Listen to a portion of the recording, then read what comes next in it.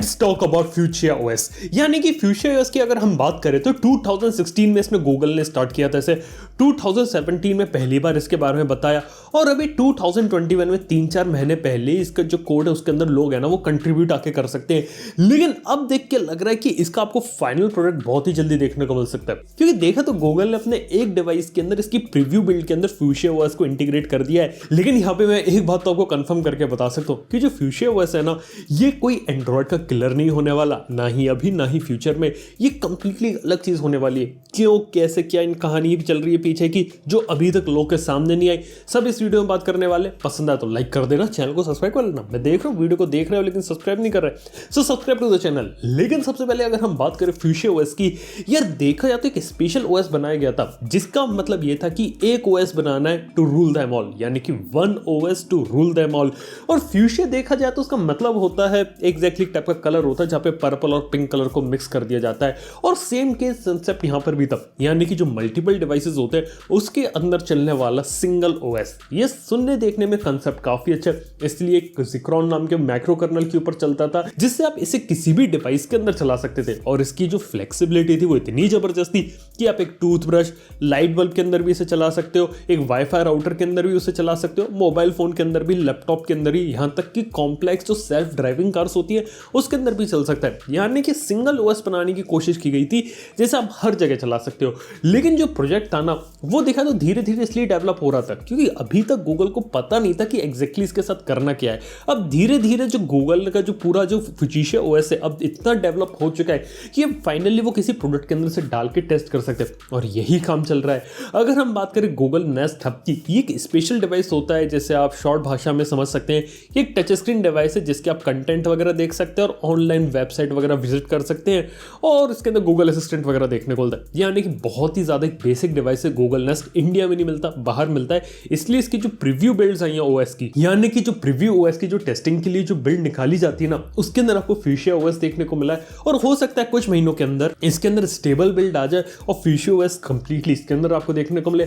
और सबसे बड़ी चीज क्या है कि आधे लोगों को तो पता ही नहीं चला कि इसके अंदर फ्यूशिया ओएस का प्रीव्यू बिल्ड आया, क्योंकि देखा तो लुक एंड फील वाइज ये बिल्कुल आइडेंटिकल है जैसा आपको पहले देखने को मिलता।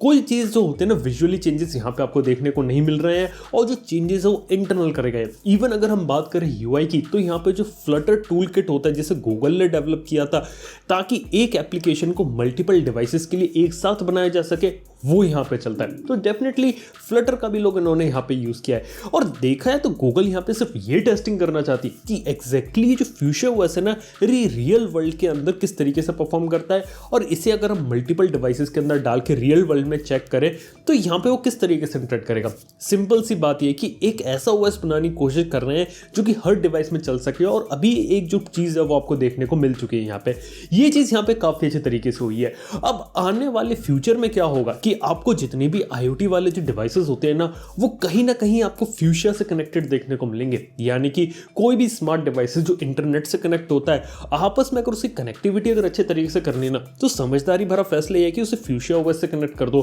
क्योंकि अभी प्रॉब्लम क्या रहती है कि इतने सारे डिवाइसेस हो गए, लाइट बल्ब हो गए, कोई फैन आ गया, कोई वैक्यूम क्लीनर आ गया है, कोई कैसी चीज आ गई है, सबके सब स्मार्ट होते चली जा रही है चारों तरफ चीजें और सब अलग अलग अपने अपने ऑपरेटिंग सिस्टम के ऊपर चलते हैं। और प्रॉब्लम ये आती है जब उसके अंदर होता है टाइट इंटीग्रेशन की प्रॉब्लम। यस, यानी कि सारी चीजें आपस में अच्छे तरीके से सिंक्रोनाइज नहीं होती। एप्पल के केस में कहानी अलग है। एप्पल क्या करती, हार्डवेयर सॉफ्टवेयर बनाती, और वहीं अगर हम बात करें iOS, macOS, iPadOS की या फिर उनके होमपॉड वगैरह की, तो अगर आपको बस अपनी एप्पल आईडी से हर जगह साइन इन करना हो सारी चीजें ऑटोमेटिकली सिंक्रोनाइज हो जाएंगी बहुत ही अच्छे तरीके से। ये चीज गूगल से भी मिसिंग थी और गूगल यही चीज को आगे लेके बढ़ना चाहता है। यानी गूगल ये चाहता है कि हार्डवेयर बिजनेस के अंदर तो अभी अच्छे तरीके से नहीं आ पा रहे हैं, लेकिन सॉफ्टवेयर के दम पे वो एक ऐसी चीज बना दे जिसके कारण सॉफ्टवेयर का जो पूरा कंट्रोल है वो गूगल के पास हो और लोगों को एक स्मूथ एक्सपीरियंस दिया जा सके इंटरनेट डिवाइसेस का या फिर जैसे हम IoT वाले डिवाइसेस कहते हैं उसका, क्योंकि कनेक्टेड एक्सपीरियंस देने की यहाँ पे कोशिश की जा रही है और इसीलिए फ्यूशिया ओएस को यहाँ पे इंटीग्रेट किया गया है। अब बात आती है कि मोबाइल फोन के अंदर क्यों देखने को नहीं मिलेगा। मैंने पता लगा कि आने वाले 3 से 4 साल के लिए एंड्रॉइड ऑलरेडी प्लान हो रखा है और एंड्रॉइड को रिप्लेस करके गूगल कभी नहीं जाने वाली। कॉमन सेंस यार, एंड्रॉइड इतने सालों से चल रहा था, प्ले स्टोर इतना पॉपुलर, इतना तगड़ा मार्केट शेयर, एकदम से उसे छोड़ने का कोई सेंस नहीं बनता। लेकिन यहाँ पे क्या हो सकता है कि फ्यूचर ओएस की कुछ चीज़ें वो एंड्रॉइड के अंदर इंटीग्रेट कर दे, यानी कि एंड्रॉइड को पूरी तरीके से रिप्लेस करने की कभी ज़रूरत थी ही नहीं। एंड्रॉइड के अंदर बस उस चीज़ को इंटीग्रेट कर दिया जाए, जैसे जो एंड्रॉइड डिवाइसेस होंगे वो आपस में जो दूसरे डिवाइसेस जिनमें फ्यूचर ओएस चल रहा है उनसे आसान तरीके से कम्युनिकेट कर पाएंगे। ये एक चीज़ यहाँ पे की जा सकती है। इवन एक ऐप का यूज़ करके भी ये लोग कुछ इस टाइप की चीज़ें यहाँ पे इंप्लीमेंट कर सकते हैं, तो ये एक स्मार्ट मूव है। लेकिन इसके साथ ही फ्यूचर ओएस को यहाँ पे वो उन चीज़ों के अंदर इंप्लीमेंट कर सकते हैं जो चीज़ें इतनी ज़्यादा भी पॉपुलर नहीं है। जैसे बात करें गूगल के क्रोम बुक्स वगैरह की, वो इतने ज़्यादा भी सक्सेसफुल नहीं हो रहे, तो वहाँ पर उसे इंटीग्रेट किया जा सकता है। और भी इंटरनेट ऑफ थिंग्स वाले दूसरे डिवाइसेस के अंदर, यानी कि बड़ी स्क्रीन के जो दूसरे डिवाइसेस होते हैं जो भी इतने ज़्यादा पॉपुलर नहीं है, तो वहाँ पर उसे इंटीग्रेट करने का मतलब समझ में आता है।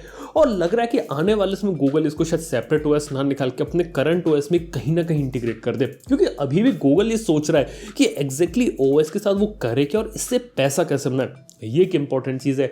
और सबसे खास बात तो यहाँ पे ये कि अभी रिसेंटली सैमसंग ने भी इसका जो कोड होता है ना, ओपन सोर्स वाला प्रोजेक्ट, वहाँ पे सैमसंग ने भी कंट्रीब्यूट किया है। अब इसका मतलब तो ये निकाला जा रहा है कि जिस तरीके से गूगल और सैमसंग का भी पार्टनरशिप हुई है वीयर ओएस और टाइजन के रूप में, फ्यूचर ओएस के अंदर भी कुछ कहानी हो सकती है कि जो सैमसंग है वो आगे चल के फ्यूचर ओएस को अडॉप्ट कर सकता है। इसकी चांसेस बहुत ज़्यादा है।